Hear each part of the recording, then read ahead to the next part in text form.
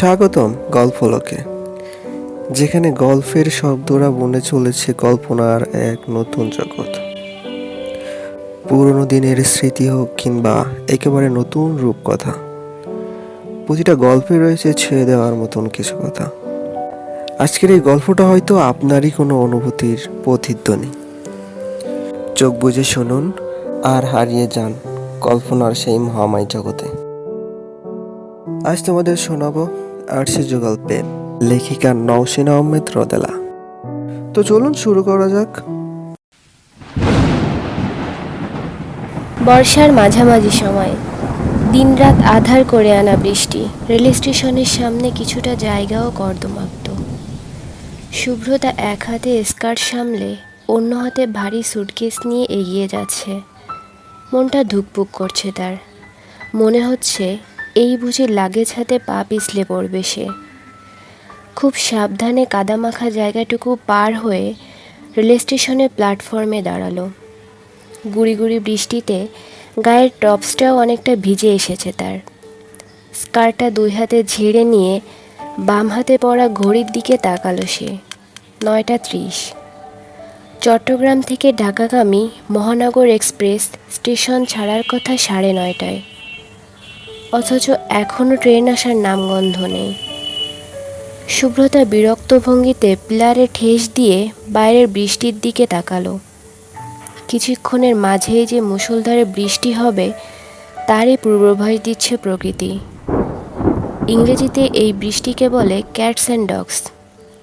মুষলধারে বৃষ্টির সাথে কুকুর বিড়ালের কী সম্পর্ক জানা নেই শুভ্রতার। শুভ্রতা কপাল কুঁচকে আকাশের দিকে তাকায়। রাতের অন্ধকার আকাশকে চিরে দিয়ে ঘন ঘন বিদ্যুৎ চমকাচ্ছে। সাথে সাথে চারপাশটা সাদা সাদা আলোয় ভরে উঠছে। এমন একটা ভয়ঙ্কর রাতে ঢাকায় একা রওনা দিয়েছে বলে নিজের উপরই রাগ লাগছে তার। শুভ্রতার পুরো নাম নওশিন আহমেদ শুভ্রতা। ঢাকা কলেজের বাংলার প্রফেসর শাহিনুজ্জামান সাহেবের মেয়ে সে। চট্টগ্রামে মামুর বাসায় বেড়াতে এসেছিল শুভ্রতা।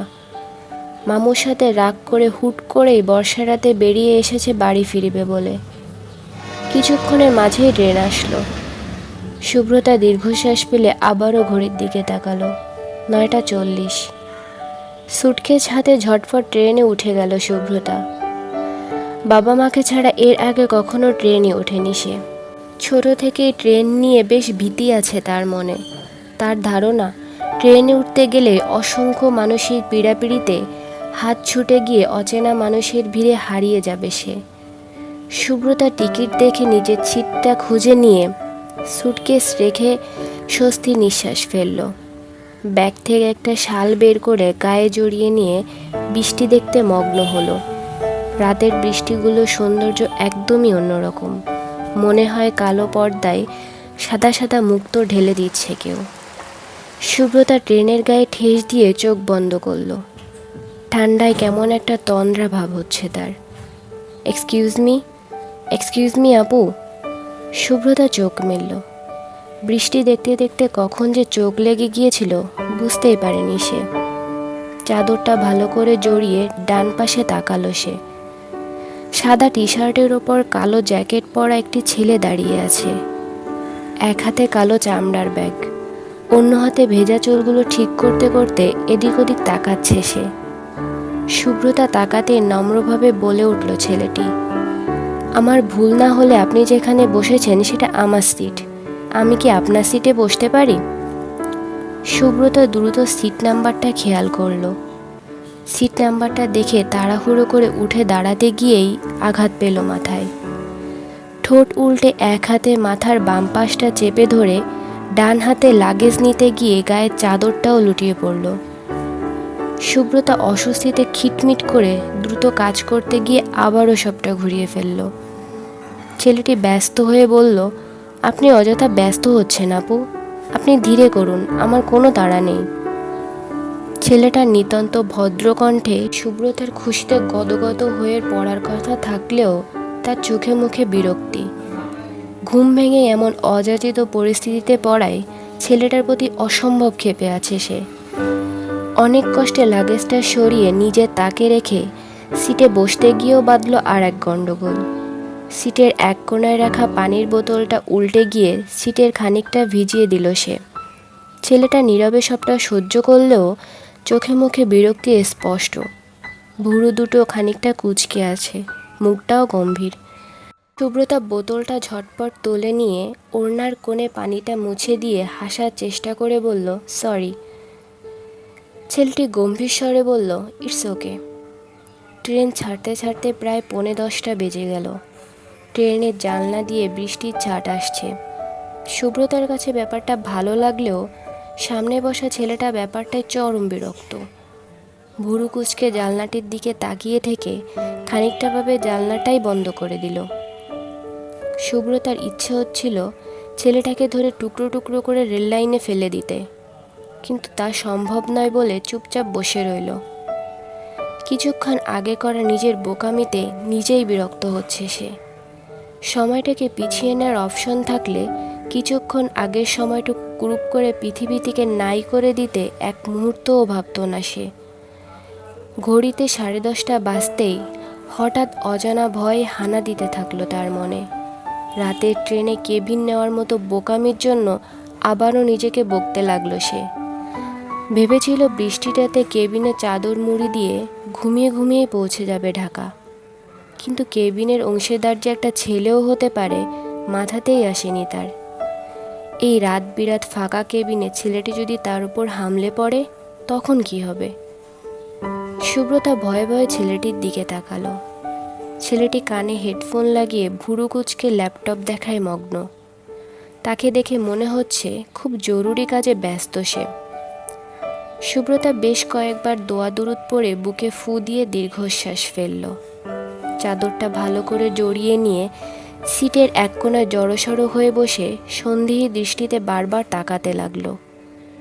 সুব্রতাকে সম্পূর্ণ অ্যাভয়েড করাটাকেও কেমন রহস্যজনক মনে হচ্ছে তার। আচ্ছা, ছেলেটা সুব্রতার ঘুমিয়ে পড়ার অপেক্ষা করছে না তো? দীর্ঘ 1.5 ঘন্টা পর মুখ তুলে তাকালো ছেলেটি। অত্যন্ত নম্র কণ্ঠে বলল, আমার একটা কনফারেন্স আছে। আমি কনফারেন্স অ্যাটেন্ড করলে আমার সাউন্ডে কি আপনার সমস্যা হবে? সুব্রতা অদ্ভুত চোখে তাকালো। ভুরু কুঁচকে কিছু একটা ভেবে নিয়ে হাসার চেষ্টা করে মাথা নাড়ালো, যার অর্থ তার কোনো সমস্যা হবে না। সুব্রতার উত্তর পেয়ে আবারও ল্যাপটপে মুখ গুজল ছেলেটি। খানিক বাদে ইংরেজিতে বকবক করতে লাগলো সে। সুব্রতা মুখের সামনে একটি বই ধরে বইয়ের উপর দিয়ে আর চোখে বারবার ছেলেটির দিকে তাকাচ্ছে। ছেলেটির অতি ভদ্র ব্যবহার ঠিক নিতে পারছে না সে। কথায় আছে, অতি জিনিসটাই খারাপ। মাঝরাতে ট্রেন থামলো। গন্তব্যে নয়, গন্তব্যের মাঝের কোনো স্টেশনে। বাইরে গুড়ি গুড়ি বৃষ্টি। একটু আগেও ঢালা বর্ষায় মুখর হয়েছে প্রকৃতি। ট্রেনের বাইরে গুটগুটে অন্ধকার। নিস্তব্ধ রাত্রির নিস্তব্ধটাকে চিরে দিতেই কাছে কোনো ডোবায় ডেকে উঠেছে ব্যাঙ। প্রায় 8 ঘন্টা হতে চলল। ট্রেন ছাড়ার নাম নেই। মাঝরাতে কোনো স্টেশনে এতক্ষণ ট্রেন আটকে রাখার কারণ কি হতে পারে বুঝতে পারছে না সুব্রতা। সামনে বসা ছেলেটি হেডফোন কানে দিয়ে ছিটে গা এলিয়ে চোখ বন্ধ করে শুয়ে আছে। সুব্রতার মনটা কেমন কু ডাকছে। মাঝরাতে এভাবে ট্রেন থেমে যাওয়ার ব্যাপারটা কিছুতেই হজম হচ্ছে না তার। কই, বাবা মার সাথেও তো রাতের ট্রেনে আসা যাওয়া করেছে সে, এমন তো কখনো হয়নি। সুব্রতা মুখ কাচুমাচু করে জানলাটা হালকা খুলে বাইরে তাকালো। বাইরের অন্ধকার ছাড়া কিছুই চোখে পড়ল না তার। খানিক বাদে সামনে বসে থাকা ছেলেটি নড়ে চড়ে বসল। হেডফোনটা কান থেকে নামিয়ে ভুরু কুঁচকে ঘড়ির দিকে তাকালো। তারপর কি একটা ভেবে কেবিন থেকে বেরিয়ে গেল। সুব্রতারও ইচ্ছে করছিল বাইরে গিয়ে দাঁড়াতে, কিন্তু শেষ পর্যন্ত আর সাহস করে উঠতে পারল না।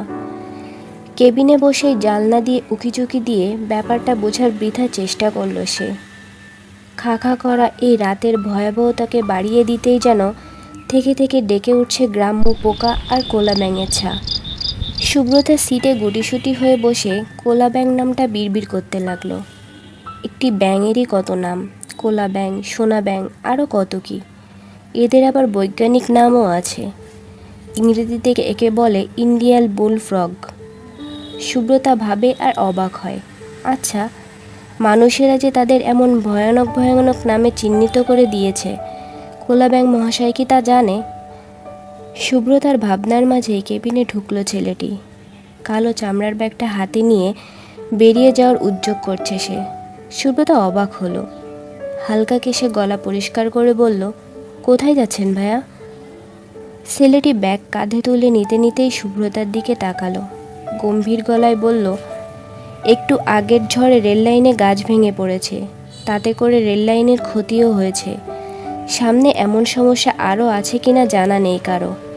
গাছ না সরানো পর্যন্ত ট্রেন চলবে না, তাই যাওয়ার ব্যবস্থা করছি। সুব্রতার মাথায় যেন আকাশ ভেঙে পড়ল। বলে কি? সুব্রতাকে সম্পূর্ণ অগ্রাহ্য করে ব্যাগ হাতে নিয়েই বেরিয়ে গেল ছেলেটি। সুব্রতা যেন অকুল পাথারে পড়ল। তাড়াহুড়ো করে ঘড়ি দেখল সে, 1:03। এই মাঝরাতে কি ট্রেনেই থাকতে হবে তাকে? সুব্রতা দ্রুত কেবিন ছেড়ে বেরিয়ে এলো। এই ঝড় বৃষ্টির রাতকে মাথায় নিয়েই ব্যাগ হাতে বেরিয়ে যাচ্ছে অনেকে। চলতি ট্রেনে থাকা যতটা না ভয়ের, তার থেকে ভয়ের মাঝরাতে থেমে থাকা এই অনিশ্চিত ট্রেনে। সুব্রতা একা এই অন্ধকার রাতে বেরিয়ে পড়ার সাহস যেমন পাচ্ছে না, ঠিক তেমনি একা এই ট্রেনে থেকে যেতেও পারছে না। তার উপর জায়গাটাও অচেনা। কোথায় যাবে সে? সুব্রতার এত সব ভাবনার মাঝে তাকে চমকে দিতেই যেন তুমুল শব্দে বাজ পড়ল কোথাও। বিদ্যুৎ চমকানোর আলোয় বড় বড় করে লেখা এই স্টেশনের নামটা চোখে পড়ল তার, আশুগঞ্জ রেল স্টেশন, ব্রাহ্মণবাড়িয়া। হঠাৎ কী মনে করে দৌড়ে কেবিনে গেল সুব্রতা। ভারী লাগেজটা নিয়ে ঝটপট ট্রেন থেকে নেমে পড়ল সে। বাম হাতে স্কার্টটা হালকা তুলে দৌড় লাগালো ওই ছেলেটার পিছু। কিছুটা কাছাকাছি যেতেই ডেকে উঠল সুব্রতা, এই যে ভাইয়া, শুনছেন? একটু দাঁড়াবেন প্লিজ। ছেলেটি থমকে দাঁড়ালো। এদিক ওদিক তাকিয়ে পেছনে তাকাতেই সুব্রতাকে দেখতে পেল সে। অন্ধকারে ছেলেটির চেহারা দেখা গেল না। সুব্রতা হাঁটুতে ভর দিয়ে হাঁপাতে হাঁপাতে বলল, আপনি কোথায় যাচ্ছেন? ছেলেটি বলল, তখনই তো বললাম, বাড়ি ফেরার চেষ্টা চালাচ্ছি। না তা নয়, আপনি কোন শহরে যাচ্ছেন সেটা জিজ্ঞেস করছিলাম। কোথায় যাচ্ছেন? ঢাকায়। ছেলেটির উত্তর পেয়ে সুব্রতা খুশি হলেও ছেলেটির বিরক্তিভাবটাও বেশ বুঝতে পারল সে। মনের মাঝে অস্বস্তি আর ভয় কাজ করলেও অনুরোধ গলায় বলে উঠল সুব্রতা, আমিও ঢাকায় যাব, আমাকে সাথে নেবেন প্লিজ। সুব্রতার কথায় ছেলেটির মুখের ভাব কেমন হলো অন্ধকারে তার চোখে পড়ল না সুব্রতার। কিছুক্ষণ চুপ করে থেকে ছেলেটি শান্ত গলায় উত্তর দিল, এই জায়গাটুকু সেফ নয়, তাছাড়া এখন অনেক রাত, আপনি আমার সাথে থাকলে অনেক বিপদে পড়তে হতে পারে। আই থিঙ্ক বুঝতে পারছেন, তাই সরি। সুব্রতা আকুতি নিয়ে বলল, প্লিজ দেখুন, আমি আপনার সহযাত্রী, তাছাড়া অ্যাজ এ পারসন একটি মেয়েকে এভাবে ফেলে যেতে পারেন না। আমি একা এসেছি, আপনাকে যা একটু চিনি আর সবাই অপরিচিত। এত রাতে ট্রেনে থেকে যাওয়াটাই তো রিস্ক, বলুন প্লিজ। ছেলেটি ছোট্ট নিঃশ্বাস ছাড়ল। বিরক্তিতে সারা শরীর শিরশির করছে তার। নিজের মনে বিড়বিড় করে বলল, আজাইরা ঝামেলা। কিছুক্ষণ অপেক্ষা করে বলল, আচ্ছা চলুন। সুব্রতা খুশিতে গদগদ হয়ে বলল, থ্যাঙ্কস। ছেলেটি কিছু বলল না। একে তো মাঝরাত, তার উপর টিপটিপ বৃষ্টি। এমন একটা রাতে রাস্তাঘাটে মানুষ তো দূরের কথা, দু একটা গাড়িও চোখে পড়া দেয়। গাছের পাতা বেয়ে পড়া বৃষ্টির পানির শব্দ আর দুজনের পায়ের ছপছপ আওয়াজ যেন রাতটিকে আরও রহস্যময় আর ভৌতিক করে তুলেছে ক্রমাগত। সুব্রতার মনে হাজারো প্রশ্ন ঘুরপাক খাচ্ছে। অচেনা অজানা এক ছেলের সাথে এমন নিস্তব্ধ একটি রাতে অচেনা রাস্তায় হেঁটে চলেছে, ভাবতেই শরীর শিউরে উঠছে তার।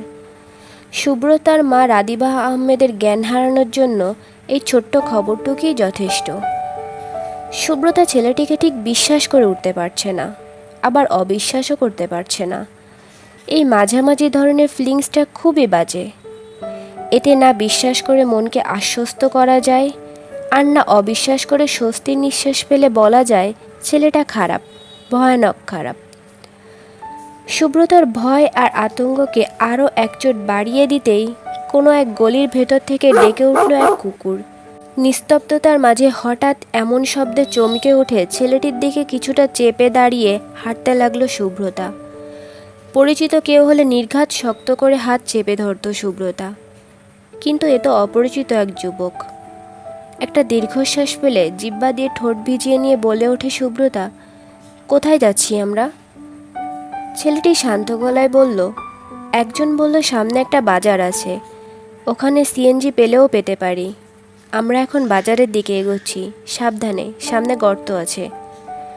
সুব্রতা গর্ত খেয়াল করল, তারপর নিচু গলায় বলল, আর কতক্ষণ হাঁটতে হবে? জানি না, মনে হয় চলে এসেছি, চলুন দেখি। কয়েক মিনিট হাঁটার পর বাজারে গিয়ে পৌঁছালো তারা। কিন্তু এই অন্ধকার বর্ষার রাতে বাজারটাকে ঠিক বাজার বলে বোধ হচ্ছে না। সব দোকানপাটে শাটার নামানো, চারদিকে মানুষের ছায়াটা পর্যন্ত নেই। বেঞ্চের নিচে কাগজ দিয়ে পেঁচানো ঠেলাগাড়ির ওমে শুয়ে থাকা দুটো কুকুর শুধু মাথা উঁচিয়ে ডেকে উঠল। দুবার ডেকে আবারও গলা নামিয়ে আরাম করতে ব্যস্ত হয়ে পড়ল। সুব্রতার নিজের গালেই চড় লাগাতে ইচ্ছা করছে। কি দরকার ছিল এ রাতে বাসা থেকে বের হওয়ার? বিরক্তিকর। কিছুক্ষণ অপেক্ষা করতে একটি সিএনজির দেখা মিলল তাদের।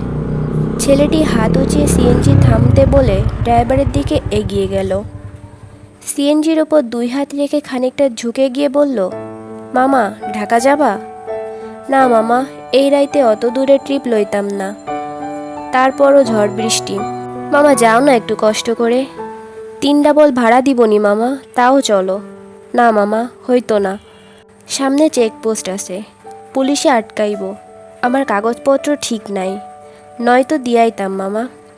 এটা কোনো কথা? আচ্ছা, এখানে কি বাস সার্ভিস কিছু পাবো মামা?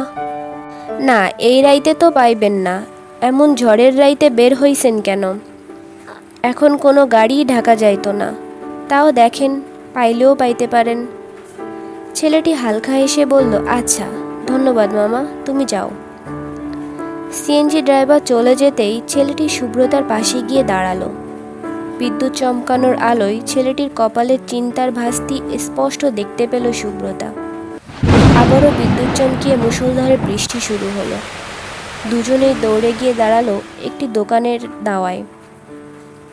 দোকানের ভাঙাচোরা অবস্থা দেখে মনে হচ্ছে দোকানটা একটি চায়ের স্টল। এদিক সেদিক চোখ ঘুরিয়ে জড়সড়ো হয়ে দাঁড়ালো সুব্রতা। শীতে থেকে থেকে কেঁপে উঠছে সে। এমন একটা বাজে পরিস্থিতিতে আগে কখনো পড়েনি সে। এই ছেলেটা যদি এখন ওর উপর হামলেও পড়ে, তবুও কিছু করার নেই তার। ভয়ে অসহায়ত্বে পা ছড়িয়ে কাঁদতে ইচ্ছা করছে তার। ডান হাতে বাম হাতের বাহু ঘষতে ঘষতে কাপা গলায় বলে উঠল সুব্রতা, এখন কি হবে? কিভাবে যাব আমরা? ছেলেটির সহজ স্বীকারোক্তি, জানি না, আপনার বেশি ঠান্ডা লাগলে আমার জ্যাকেটটা নিতে পারেন। সুব্রতা হাসার চেষ্টা করে বলল, থ্যাঙ্কস, বাট লাগবে না, আমি ঠিক আছি। আরও কিছুক্ষণ নীরবে বৃষ্টির শব্দ শুনল দুইজন।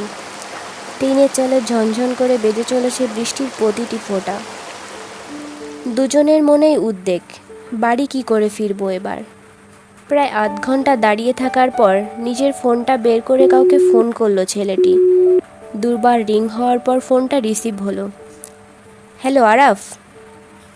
ওপার থেকে ঘুমো ঘুমো গলায় বলে উঠল কেউ। হ্যাঁ, কে? আমি সাদাব। তুই না ব্রাহ্মণবাড়িয়ায়? হ, কেন বলতো?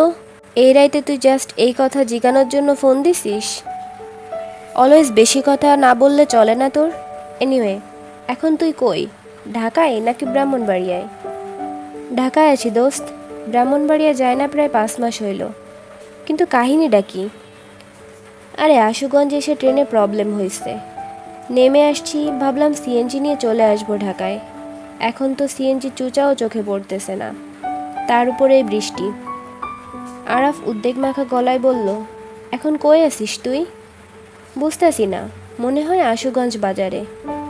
হায় আল্লাহ, অত রাতে তো ওইখানে সিএনজি পাবি না, তার উপর বলতেছিস বৃষ্টি।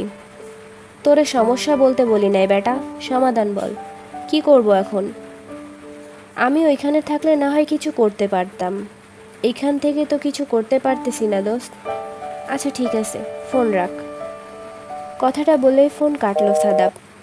সুব্রতা আর চোখে অন্ধ করে ঢাকা ছেলেটিকে দেখছে। ও ভাবতেই পারেনি ছেলেটা এত কথা বলতে পারে। শুরু থেকে কেমন গম্ভীর গম্ভীর ভাব। ছেলেটি বলল, আপনি বরং পাশের বেঞ্চটায় বসুন, কতক্ষণ আর দাঁড়িয়ে থাকবেন? সুব্রতা জবাব দিল না। একটা দীর্ঘশ্বাস ফেলে পাশে রাখা আধভেজা বেঞ্চটাতে বসে পড়ল।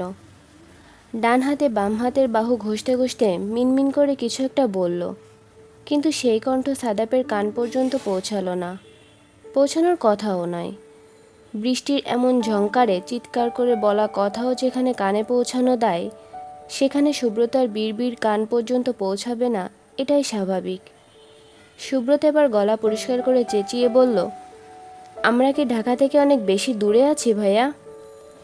সাদাব ঘুরে তাকালো। অন্ধকারে কারো মুখ স্পষ্ট নয়। গলা উঁচিয়ে বলল, ঢাকা থেকে 90 কিলোমিটার দূরে আছি, খুব বেশি দূরে বলতে পারি না। আচ্ছা, এখানে কোনো হোটেল নেই? সাদাব সুব্রতার অন্ধকারাচ্ছন্ন ঝাপসা মুখের দিকে তীক্ষ্ণ দৃষ্টিতে তাকালো। খানিক নীরব থেকে বলল, উপজেলা শহর যেহেতু, হোটেল তো অবশ্যই আছে। এই ছিল আজকের গল্পের প্রথম পর্ব। ভালো লেগে থাকলে লাইক, কমেন্ট আর সাবস্ক্রাইব করতে ভুলবেন না। খুবই শীঘ্রই আসছে গল্পের পরবর্তী পর্ব।